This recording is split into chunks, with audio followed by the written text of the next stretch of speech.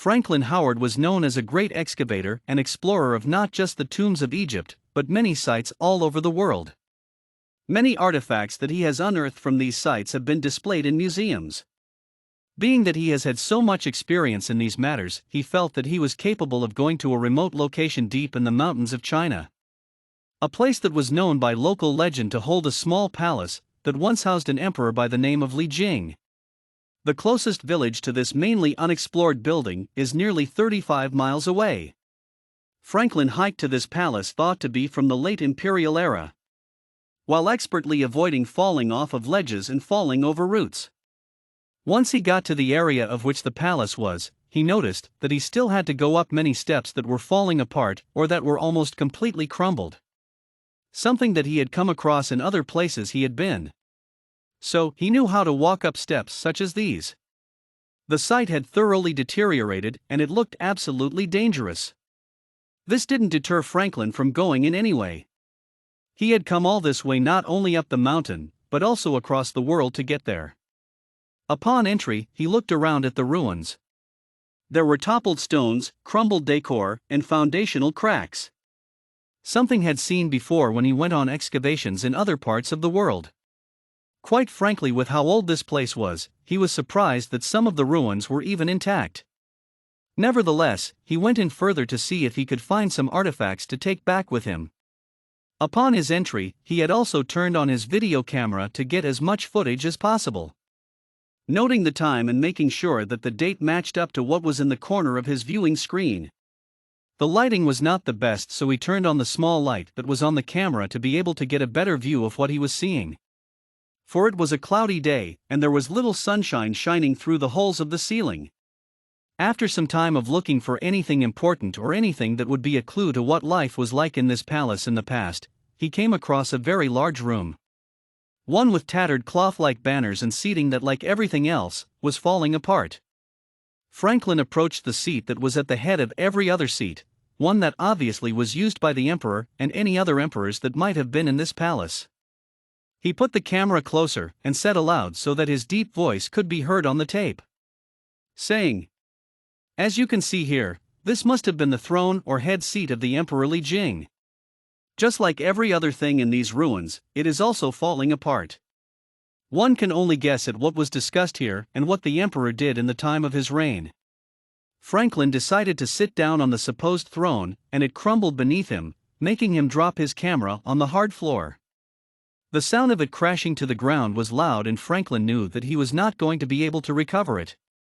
His fall was painful, but it was not the first time something like this had happened to him. So, he got up and brushed his clothes up. When he picked up the camera, he looked to see if anything was working, and as he suspected, nothing was. He let out a curse and put it in his pack. He went around the room further looking for any kind of artifact and came across a few, of which he put in his pack to bring back with him.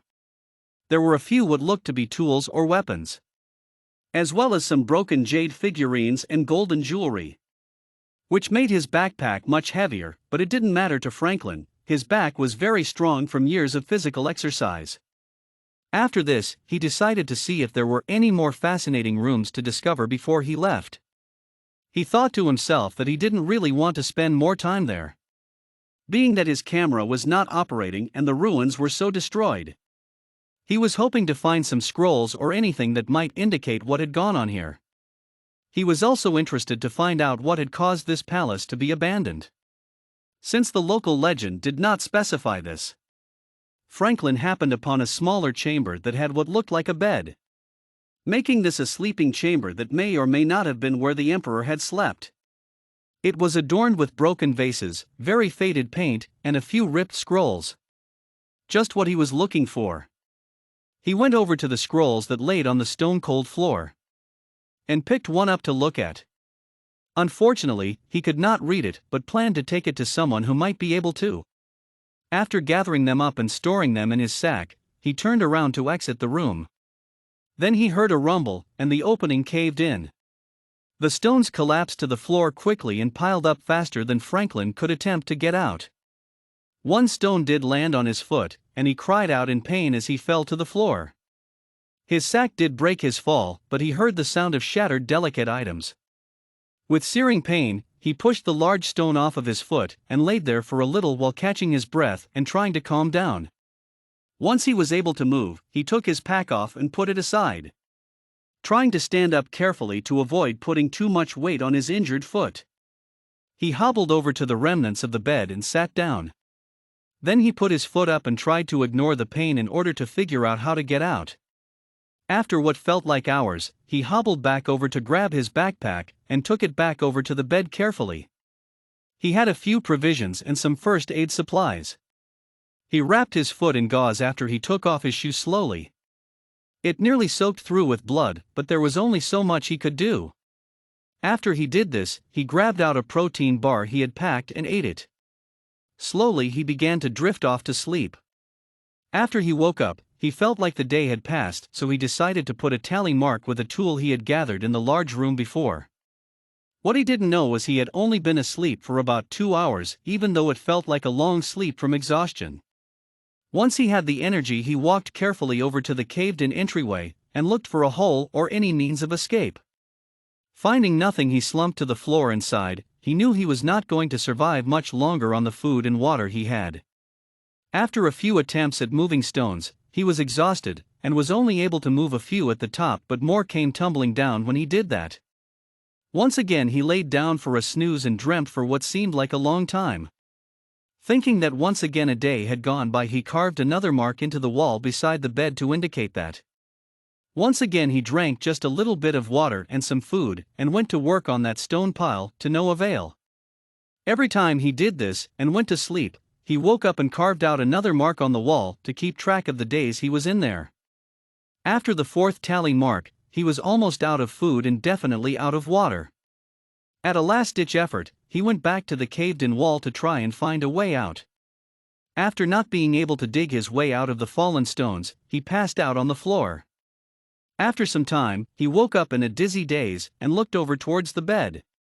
Unable to get up and stand on his feet, especially with his injured left foot, he decided to crawl over there. As he pulled himself up onto the bed, he looked at the wall and saw that the marks were no longer there. Once on the bed, he blinked his eyes and tried to find them. There was no sign of them. He put his calloused and dry hands on the wall and physically searched for the marks. As he ran his hands over the wall, he felt absolutely no indentations. Also, his tool was missing. He searched for it and could not find it. At last, he gave up and laid back on the bed. It didn't matter anyway, he knew he was going to die in this dreadful place. He sobbed without any tears because he was so dehydrated, succumbing to the realization that there was no way out. He didn't even know how long he had been there, and the pain and exhaustion were just too much. He slept there for the rest of the time he had left to be alive, never knowing how long he was able to keep himself from dying.